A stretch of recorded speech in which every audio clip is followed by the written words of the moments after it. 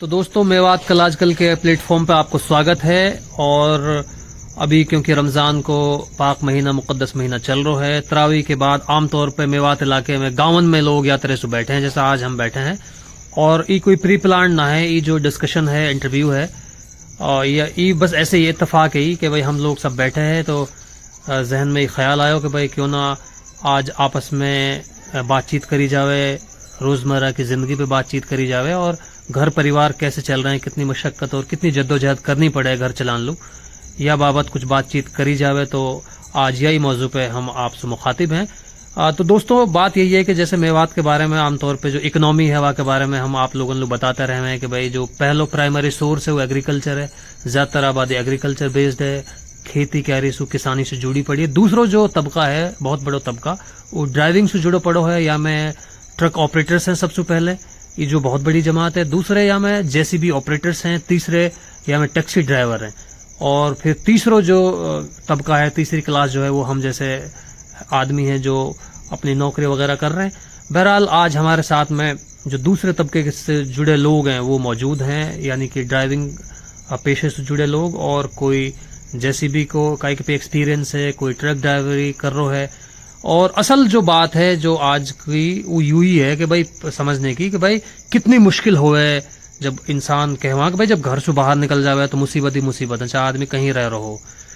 और जब आप सड़कन पे चल रहे हो, ट्रैफिक की लाइट आपकी आंखन पे पड़ रही है, पुलिस का खौफ एक तरह से रहे, घर वाले इनके फ़ोन, उन सारे प्रेशर ने लेकर आप घर से निकलो कि यार इतने परिवार में सदस्य हैं, कौन बीमार है, कैसे आनो है जानो है, इन सारी चीज़ों ने लेके इतने बड़े प्रेशर है लेके छाती पे और जहन में और दिल में, या लेके इंसान सड़कन पे भटके दोस्तों पूरे देश में। और हमारे इलाके के बारे में आमतौर पे कही जावे कि भाई हिंदुस्तान के हर कोने पे आप मेवात के ड्राइवर से मिल सको। मेरे साथ खुद भी इत्तेफाक हुआ जब मैं हैदराबाद में गाड़ी वाले आमतौर पे मिलक रहे तो उनके नंबर ने देख के भी बड़ी खुशी हो गई, मैं बता करो भाई हमारे इलाके के लोग हैं।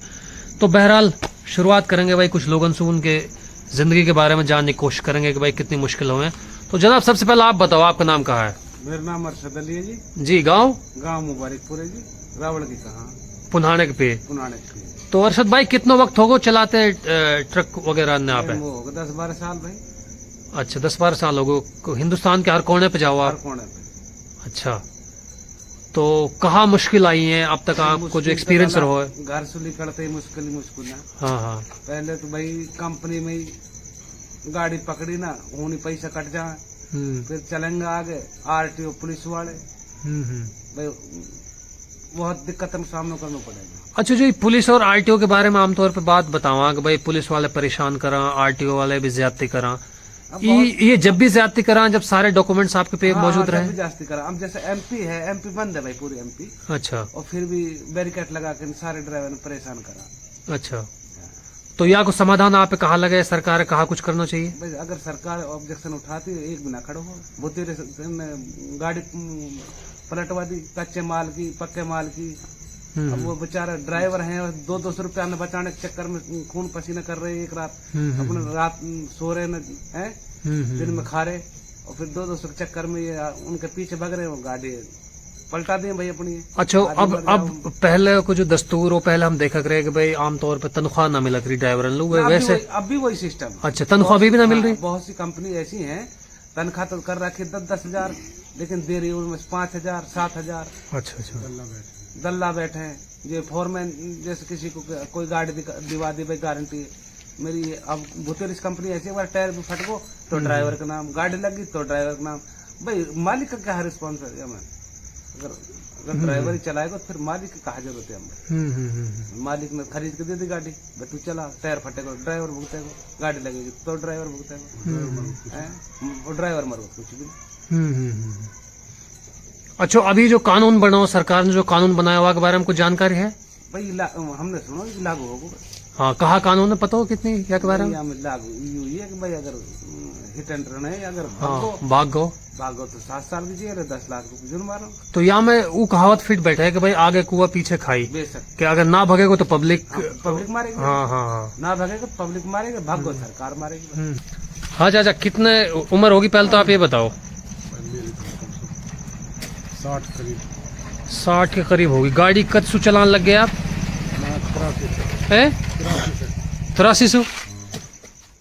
तो यही बताओ कि भाई पूरे हिंदुस्तान भर आपने देखो है, हर स्टेट में आप गए हो, हर बड़े शहर में आप गए हो, तो भैया ये बताओ कि कितनी मुश्किल वहाँ एक ड्राइवर है। वहाँ MP में चलो तो रात में बहस सील काट देते हैं, माल निकाल लेते हैं। अच्छा। वहाँ में ड्राइवर की जिम्मेवारी। महाराष्ट्र में चलो रात में बहस बेवड़ा मिल जाते हैं, वह बहस बुझ जाते हैं ड्राइवरों को। अच्छा। रात में नहीं चलने देते। दिन में चलें राजस्थान में पुलिस वाले न चलने देवे, RTO न चलने देवा। अब तो जो बम्बई रोड निकलो यहाँ पे भी RTO आता है। बताओ, ये तो दिन पे सील कर रहे हैं, ये चल रहे हैं बहस 4 लाइन चलाए हैं, इन पे भी ड्राइवर परेशान कर रहे हैं, गाड़ी खड़ी नहीं कर सकते। खाने के लिए कोई सुविधा नहीं इनके लिए। कोई नीचे उतर गया तो गाड़ी में सामान चुर जाना, तो पुलिस वाले डंडा मारते हैं दबा दब। तो ड्राइवर कहाँ जा जी धरा है। मालिकन के लेकर भैया गाड़ी छोड़ दी, दल्ला बैठे हैं बिना फोरमैन के गाड़ी ना दो। अच्छा। हमारे जमाने में पहले तो भाई कोई फोरमैन ना हो तो जाके कंपनी में जाओ, यस या नो दो गाड़ी। अब भाई अब चलिए पीछे कहीं पे तो लाइसेंस ना है जी भाई। अब बन रहा है 12,000 रुपये खर्चा, वहाँ में सिर्फ काट देवा खर्चा है। खड़ी में रोटी खर्चा देवा 300 रुपया। 300 रुपया हम कहा हो गुजारो। पहले 3 आदमी रहे, 3 आदमी रहे भाई, सब चीज सस्ती। अब एक आदमी की पूरी ना पड़े 300 रुपया में। आप होटल पे जाओ 100 रुपया की दाल है, मैं उन्हें ढाबे खोल रखे हैं 150 रुपया की 130 रुपया की डाइट देते हैं, चाहे वो खाए या ना खाए 130 रुपये दो। 2 रोटी खाए चाहिए, जब क्या एक रोटी खाओ। ड्राइवर कितनी रोटी खाता है, वहाँ सफर भी खींचना पड़े, रोटी ज्यादा खाएगा सफर खींचनी पड़ेगी। क्या करेंगे ड्राइवर पे भूखमरी है बेचारे पे। कोई तनख्वाह ना देवे, कोई कुछ कांड होगो तो फोरमैन होनी हटा देगो, चाहे हैदराबाद में है, चाहे बम्बई में है, चाहे कर्नाटक में, चाहे किसी भी है वो। तो मतलब ये बात कही जा सके कि ना तो फोरमैन की साइड से राहत है, ना सरकार की तरफ से राहत है, जहाँ तरह के कानून बन रहे हैं। और क्या, कुछ भी नहीं है। अच्छा, मालिक के लिए फायदा हो रहा है। हाँ, मैं एक बात, ड्राइवर मर गया उसका जुर्माना कौन देता है? किसी का पैर टूट गया, किसी की आंख फट जाते हैं एक्सीडेंट से, किसी की सर चोट है, बेचारे पागल हो गए। ड्राइवर हमारे साथ पागल भी डोल रहे हैं। कोई इंश्योरेंस बीमा कुछ ना किसका ड्राइवर बता किसने दिया इंश्योरेंस? किसने दिया बताओ? कोई कौन सी कंपनी दे रही है इंश्योरेंस? नहीं तो जब 3 आदमी का इंश्योरेंस होता है गाड़ी के साथ में, सुनो बात 6-7 का भी बना रहता है, 5 आदमी का कम से कम रहता ही है। किसी का इंश्योरेंस दिया हो तो बताओ आज तक कंपनी कौन सी कंपनी दे रही है? ड्राइवर मर तो मर जाए, इनकी गाड़ी शिफ्ट होनी चाहिए फोरमैन का 1000 रुपया चक्कर में होना चाहिए। वहाँ हिसाब में कटवा देगा, वहाँ खर्चा में कटवा देगा। चलो, तो भाई कुछ और नौजवान भी बैठे हैं, सब तरह के लोग बैठे हैं, इनसे हम बातचीत करने की कोशिश कर रहे हैं, समझने की कोशिश यही कर रहे हैं कि एक ड्राइवर की जिंदगी कितनी ज्यादा मुश्किल भरी रह सके है और कितनी परेशानी रह सके। तो भाई एक इकबाल भी हमारे साथ में, और ये बताएंगे भाई, हम आपसे यह जानना चाह रहे हैं, आप यह बताओ 2,000 किलोमीटर के रूट पे गाड़ी चल रही है और 3,000 किलोमीटर के रूट पे भी चल रहे हैं, जब जम्मू कश्मीर से कन्याकुमारी तक जाए, तो बीच में कुछ ठहरने की कोई ऐसी सहूलियत ना होनी चाहिए ड्राइवर लोग के? भाई एक बैठक है, एक सराय है, हीन आदमी ड्राइवर पानी पी सके, हीन आपस में बातचीत कर सके, रेस्ट कर सके, कोई ऐसी जगह मिले देश में आज तक ड्राइवर लोग विश्राम करे? होटल के अलावा कोई जगह सरकार की तरफ से कोई मुहैया ना कराई? तो पार्किंग भी है उनमें, डीजल नहीं, वो तो प्राइवेट अपनी पर्सनल हो गई ना, सरकार की तरफ से कोई सहूलियत नहीं है। पार्किंग भी है रोड में, है साउथ में पर चोरी हो जाती है उनमें। अच्छा, चोरी होती है तो डरता नहीं कोई। अच्छा। हाँ, अब डीजल चुर गया, ड्राइवर थका होता है तो वो भी ड्राइवर के नाम डीजल। ड्राइवर का डीजल ज्यादा खा गई गाड़ी, कच्चे पक्के रास्ते में जाती है, वो भी ड्राइवर का नाम। ये नहीं देखते लोग, नेट से देते थे, नेट से जाता ऊपर के। और जब कहते हैं हाँ, मतलब एक तरह से निगरानी होगी ड्राइवर पे कि भाई ड्राइवर गाड़ी कहाँ चल रही है, क्या कहानी है, कितना झूठ बोल, ड्राइवर पे यकीन नहीं है, मतलब फोरमैन को है ना। चलो आलम, आप बताओ भाई, ये जो है सब लोगों से हम बातचीत कर रहे हैं और एक दफा पहले भी मैंने आपसे बातचीत करी, सुधार कहाँ कुछ होना चाहिए और कैसे कैसे ड्राइवर का, मतलब एक तो होगा फिक्स कि भाई आपके पास इतने पैसे दे दिए आप चक्कर गैल के और इतने में अब आप 1 कमाओ लाख कमाओ आपके ऊपर है। दूसरे होगी तनख्वाह, कौन सा अच्छा तरीका है और या में मतलब इनके अलावा भी कोई तरीका है कि मतलब जो ड्राइवर को जो प्रोफेशन है ये ट्रक ड्राइविंग को खास तौर पे? अस्सलाम वालेकुम, मेरा नाम आलम है जी गांव मुबारकपुर है और मैं पहले भी इंटर दे चुका हूँ। जी और भाई मेरा तो यही कहना है कि जैसे कि हम ड्राइवर हैं, आम ड्राइवर हैं जैसे भी, और भी जो जनता है जैसे और परिवार मतलब और काम करने वाले हैं, बहुत काफी काम करने वाले हैं जी। लेकिन हम तो अपने ड्राइवर हैं, ड्राइवर के बारे में बताएंगे। तो देखो ड्राइवर लाइन ऐसी है, इसमें बहुत ज्यादा परेशानी, बहुत ज्यादा दिक्कतें हैं। ठीक है, जगह जगह पे आदमी को मारना पीटना है। कौन मारता पीटता है? आम पब्लिक? आम पब्लिक मारती है बेमतलब। गाड़ी अड़ा देते हैं, अगर हॉर्न मार दिया तो भी मारते हैं, किसी के सामने खड़ा कर दिया तो भी गाली देते हैं। तो यही है कि भाई, और रास्ते में क्या है कि बहुत तकलीफें झेलनी पड़ती हैं, बहुत मुकस। आलम ये भी बताओ कि भाई जो देश मतलब देश में अलग अलग तरह का माहौल चल रहा हो, तो स्टेट की वजह से, भाषा की वजह से, या धर्म की वजह से, या जाति की वजह से, या तरह की भी मुश्किल फेस करें कभी? कुछ जगह ऐसी हैं जहाँ पे धर्म की वजह से भी हो गए, अच्छा। और कुछ जगह ऐसी है जहाँ ड्राइवर लाइन पे चाहे बहरहाल किसी को भी बैठा दो स्टीयरिंग पे, उसको ड्राइवर की वास्तु देखा जावे है। तो वहाँ में ऐसा ये है कि भाई ड्राइवर एक ऐसा है कि वहाँ को कोई अहमियत ना है, ड्राइवर की कोई अहमियत ना है। तो कहाँ होना चाहिए जैसे अहमियत भी बने, इज्जत भी बने? कुछ स्टेट तो ऐसे हैं कि जिनमें इतनी अच्छे ड्राइवर की वो भी करे हैं, जैसे कि साउथ में केरला हो, वहाँ में ड्राइवर को इतनी हेल्प करें, इतनी मदद करे हैं। अगर कहीं इंटरव्यू फंस गो तो भी पुलिस वाले छोड़ कावे हैं। और ज्यादातर महाराष्ट्र एक ऐसी स्टेट है, वहाँ में तो हर आदमी है इतना दुश्मन दिखाई दे ड्राइवर। अगर महाराष्ट्र में ज्यादा दिक्कत है। हाँ, अगर कहा नाम है हवा भी चल गई, वह धूल उड़ गई ना, तो कहेंगे गाड़ी वाले मारने की सोचे।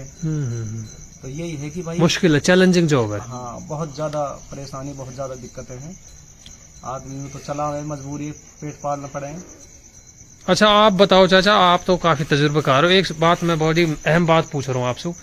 भाई देश भर में जो प्रोडक्शन हुए है और वहाँ के बाद में जो सप्लाई हुए है, वहाँ में बहुत बड़ा किरदार निभावे है एक ट्रक ड्राइवर। और चाहे पोर्ट के जरिए वो ट्रेनन तक पहुँचाने की बात हो, चाहे प्लेटफॉर्म जो रहा इनके रेलवे स्टेशन पे ट्रेन के हूसू, चाहे मेन मार्केट में लाने की बात हो, यहाँ में मतलब पूरे देश की जो सप्लाई है वहाँ में बहुत बड़ा किरदार निभा रहा हो ड्राइवर। बावजूद या के ड्राइवर की वो इज्जत और वो सम्मान ना मिल पाए देश में, सरकार की तरफ से भी परेशानी, आम लोगों की तरफ से भी परेशानी।